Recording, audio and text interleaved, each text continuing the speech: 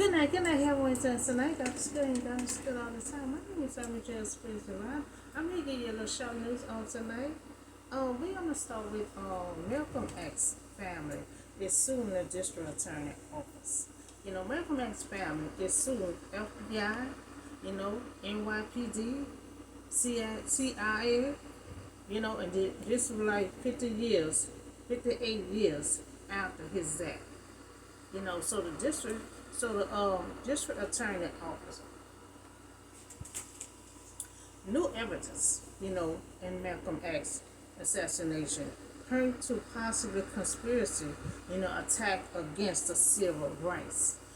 So the district attorney office, concealing evidence, of their involvement in Malcolm X assassination in 1965.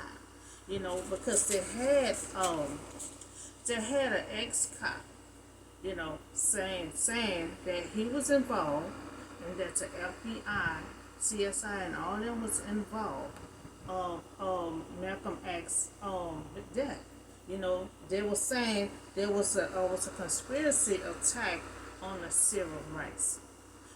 So the confession, last week, the confession of the ex-cop, assassination of Malcolm X, he was an ex-undercover officer. He admit the role in FBI and a police conspiracy.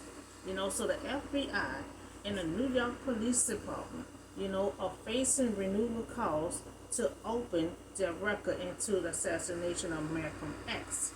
So after the release, of the deathbed confession, because he had got sick, he had got cancer, because he had ran off, but they told him not to say no, so he went about the cousin, he didn't want to die alone. So on his deathbed confession, of a former undercover, NYPD officer who admit to being part of the conspiracy, targeting Malcolm. So in the confession, Ray Wood, who died last year, he just died last year, admitting that he entrapped two members. It was three of them, and that's how they had the other two in there. That's why they said they was wrongly accused, and they already had served 20 years. So admit to entrapping of the two members of Malcolm's security team in another crime, a plot to blow up the Statue of Liberty. So just days before the assassination, this left the black civil rights leader, vulnerable at the ballroom. That was his last speech. He was at the Alderman Ballroom, in Harlem, where he was fatally shot. He was fatally shot on February 21st of 1965. So Raymond Wood, cousin Reggie Wood, who released the information because he get the information. He wrote it in a letter. He said don't deliver it until after his death. So he was the one to release it, and that's how we know that his cousin was involved. Malcolm X death. The convention last week at the press conference tells the Democracy Now that his cousin involvement in a plot hunt him for much of his life. But because he ran, he got away from the family and everything, because he didn't want to put his family involved, because he couldn't say nothing. So he didn't want to be around nobody and put somebody else involved. So Ray was told by his handler not to repeat anything, that he had seen or heard, or he would join Malcolm. So that's why he ran and said Reggie Wood, that's a cousin. He trusted me enough, to reveal this information, and asked me not to say anything until he passed away. But at the same time, not to allow him to take it to his grave. He said he didn't want to take it to his grave. He had wanted to tell someone that who he close with. So I'm quite sure he was real close to his cousin, because he went by his cousin because he didn't want to die alone. So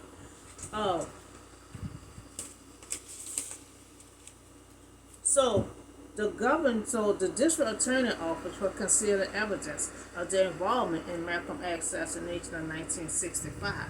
So the government agency had evidence, that they're concealed from the family of Malcolm and the men wrongly accused. Because see, the ex-cop said he found the two members, and had them involved. So they already knew these people didn't kill him, you know. But Wood, he did saw, and he said he was involved, but the other two wasn't. That's why they dismissed them, you know. So the FBI involvement in covering up Malcolm X assassination produced more questions than answers. So it's like we back to square one again. So today FBI agent are forced to study the lesson. So they back to square one again. Investigating it, and now, the family have questions now. So of the agency past abuse. So 20 years ago, they convinced, that three men, who killed Malcolm, which they thought killed Malcolm in 1965, but one admit that he was involved. But last week, the New York City State Court judge dismissed, the first degree murder conviction of the two men, who each served more than 20 years in prison. So they already knew. They put they put the two in there, knowing they did not kill Malcolm.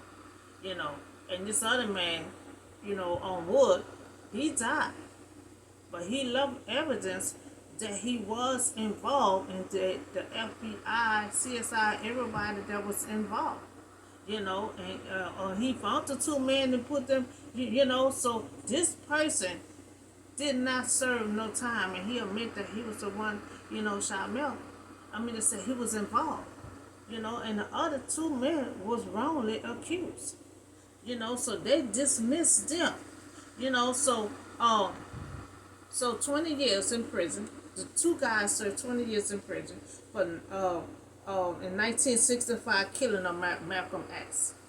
Served 20 years, and all the while they did not shoot Malcolm.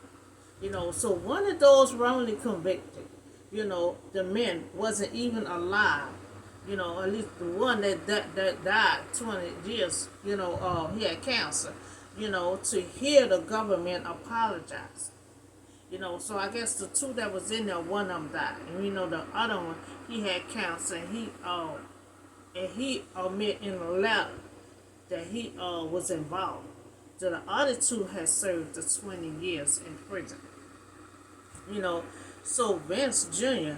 is a current Manhattan district attorney, often apologized, on the behalf of the law enforcement, which he stated. But they failed the family, of the two men. They failed to tell the family that these two men did not shoot your father. They was wrongly accused. They was wrongly accused. So they had no choice but to dismiss them.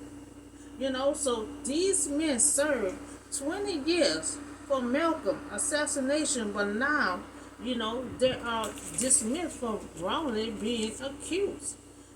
So Malcolm X family, so now they're suing the CIA, FBI, NYPD for $100 million over their father's assassination, accusing them of playing a role in his death.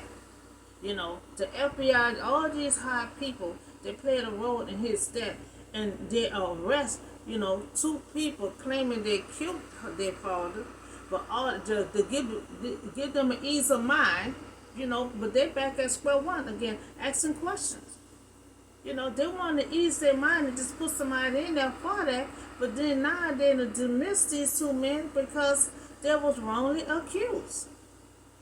So open ballroom in an upper Manhattan, where Malcolm X was fatally shot, has a crowd gathered to hear him speak. Now that was his last speech. I just watched his speak. Now what he was speaking on, he was speaking on the same thing as that Wood told his cousin.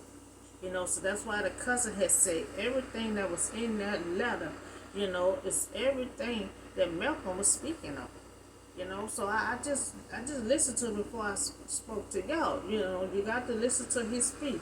His speech was speaking on all the ones that I'm naming on this paper. And he got assassinated right after that speech.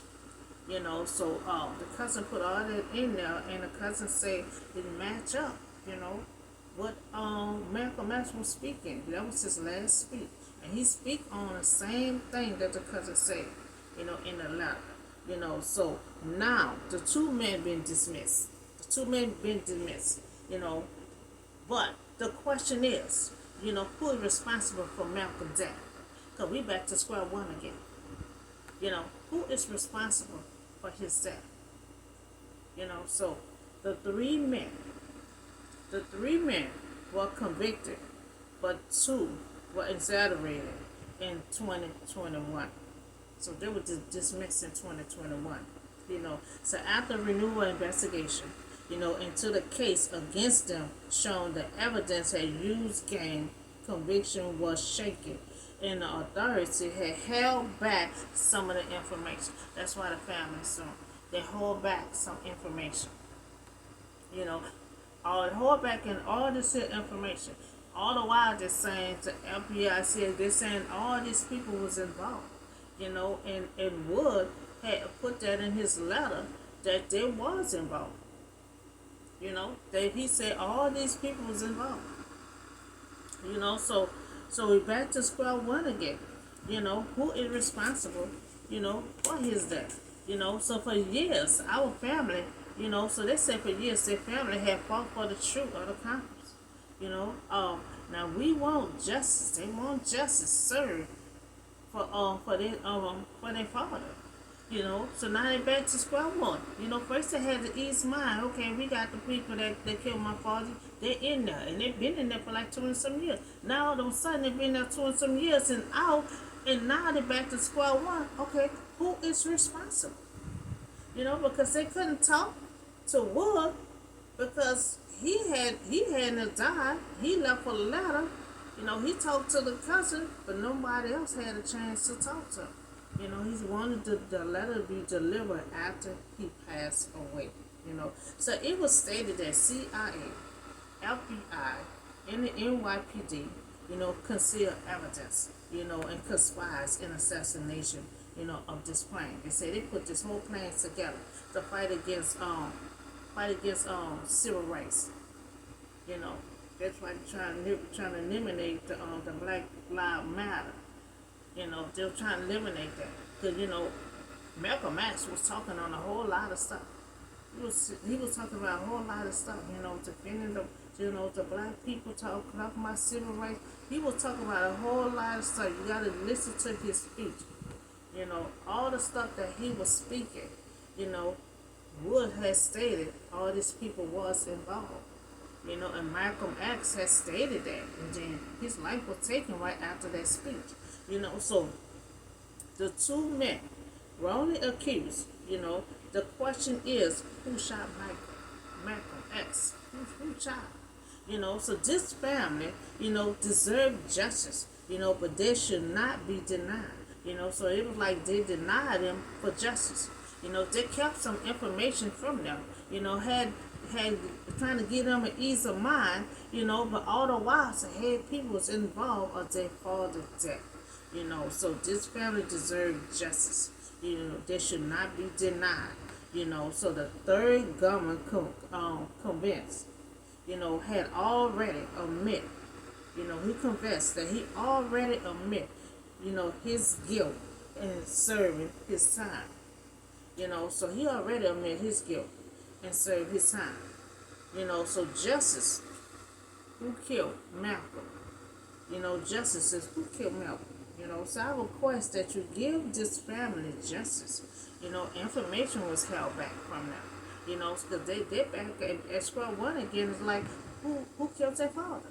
So now, they back at square one and trying to find out, now they gotta go back and do investigation again, So this family here, they need justice. And I request that you give this family justice. They should not be denied, you know. And they need a complete cooperation, because they have information from them. The same people try to tell them, about, oh, we got the two people, and the same people's involved, you know. So so the cousin, Wood, he was an ex undercover officer, he admit the role in FBI in a police conspiracy. So the FBI and the New York Police Department are facing renewal calls to open their record. Now they got to open everything back up. They got to open everything up, because this family here, they need answers. They need justice. They should not be denied. They need some answers. Because now you got to open these records back up, open the file back up. You got to open everything, has to be up, to give this family justice. So assassination of Malcolm, after his release of that babe, confession of the former undercover, he was an undercover officer who admit, to being part of the conspiracy. He shot Malcolm. He said he was involved in the conspiracy. Target Malcolm. Confession. Ray Wood, who died last year. He admit that he entrapped two members of Malcolm's security team in another crime. A plot to blow up the Statue of Liberty just days, before the assassination. So this left the black civil rights leader vulnerable at the Auburn ballroom. So that's why, they got his security out the way. So that's why he was left alone, during his speech, so he can be alone. They got his security out of the way, and he said he was sorry that he was involved in it. He said he admit that he entrapped the two members of Malcolm's security team. So got them out the way. That was a crime. That was a plot to blow up the Statue of Liberty. This left the black civil rights leader vulnerable.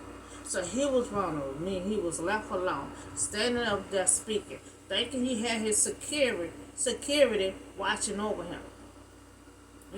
And he was talking about a whole lot of stuff at that speech. At the ballroom in Harlem, where the fatal had shot on February 21st, 1965. They got his security out the way so he can be alone. And it was a plot, attack against the civil rights. Because, he was speaking civil rights. He was speaking and helping a whole lot of black people with a whole lot of issues. And so that was a talker. Also now, still trying to talk and try to wipe out Black Lives Matter. Delete is they're just trying to get rid of all the history that had happened back then. So the convention last week, press conference, tell Democracy Now, the cousin, involvement in a plot hunt. Him, for his life. He hunt him for his life. He couldn't hardly take that, so he got sick. He didn't want to die by himself, so he had to let it out to somebody that he close with, that he can confide in with. So Ray was told by the handler not to repeat anything that he had seen or heard. See, he didn't shoot Mel. He heard. He helped got the security out the way, for Malcolm to be alone, to be vulnerable alone. And he's standing up there speaking, thinking his security is there, and they gone. So this is the new evidence in Malcolm assassination turned to possible conspiracy attack against the civil rights, against anything that was dealing with Black history. So I do have other news also. I have Mitchell McConnell, a candidate who don't help working families in 2014, election, but he's running again. He opposed wages increase, prevailing wages law, and Black benefits.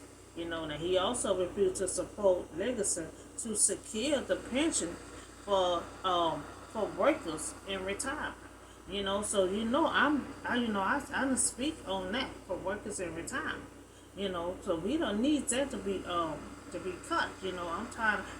That's their income. They don't work so hard for so many years, and when they retire, they need that income. So and two, he has voted against the law that will help stop the outsource and had even vote for tax break. So three, he said that the government should cut Social Security, and Medicaid. That's what they're trying to do now. The Medicaid program. And our Social Security, just like retirement. They don't work so hard for their retirement. And the ones who don't have a retirement plan, they have their Social Security to fall back on. So if you cut that and these people retire, or these people, get sick and can't work, what kind of income they gonna have? So President Biden, he fight for all that, and I support him on that because they need their Medicaid, they need their Social Security, and most jobs don't have retirement plan. So if you don't have a retirement plan, all you have is your Social Security to lean on when you get a certain age. So four, it's out of touch. He out of touch with Kentucky working family. Vote against legislation to raise the minimum wage. And I spoke on that multiple times. For minimum wage, to rise. We don't need to keep the minimum wage at the same level. It have to rise. The living cost is expensive. That means the minimum wage have to rise. It can't stay at the same level. So five, he supposed tax break, for the wealth. He supposed that he allowed them to have less taxes. He voted against that. Funding to help teachers in the classroom. I spoke on that too for the teachers to get a raise. Everything that's going on. So they have so much cutback in the school system, so it's hard for them to give the teachers a raise. But I'm gonna keep fighting for the teachers to get a raise.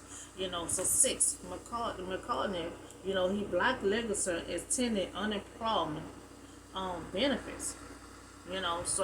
So if they're out of a job, they won't be able to apply for unemployment benefits. So seven, Americans are being crushed by student loan debt. And President Biden, he's fighting for this to help the family with this student loan debt. We'll put it so behind when COVID came. And the family, a lot of parents was out of work and couldn't pay, the student loan. So he crushed it on that, on the student loan. And we still trying to fight, to help these parents, get their student loan paid. So eight, he voting against law that will make it easier for workers to get a good pay. He don't want them to get a raise. He don't want them to get a good pay. He want everybody to stay at a certain level. So nine, he blocked and voted against the Paycheck Fairness Act. So I vote to let Democrat keep control of Congress upper chamber. So I vote to let Democrat keep the control of Congress upper chamber. So that's all the news I have for you today. We talk about Malcolm X family. They discovered new evidence they have. All the while the FBI was working along with them, ease their mind that okay, we got the two people in jail. They've been in there for like 20 some years, but now they got new evidence. Stating that they was involved in their fall assassination. They was involved. And this Mr. Wood, he admit that he got rid of the security guards, for Malcolm, moved them out of the way to have him by himself, and so he stated that the FBI told him don't say nothing. He left town and went on somewhere else until he got sick and came back home to his cousin. So they suing, because it was a target. They was targeting black against the civil rights. Anything was dealing with Black history. He was fighting on. And they also still fighting on Black Lives Matter. Anything dealing with history, they're trying to wipe it out. So we just talk about Makuna. Candidates that fighting. That's vote. About the BNC. Running for election. And he was in seat like in 2014. 2014 and block a whole lot of stuff for anybody to prosper. You have to realize when you're in seat, that's why I try to help so many people. I try to hit so many issues. You have to realize you're working for the American. And we can't help everyone, but we got to try to help much as we can, for the American. And you can't please everyone, but you have to try your best. I know I am. A lot of people still complain, but I help much as I can. I've been trying to keep up with the news.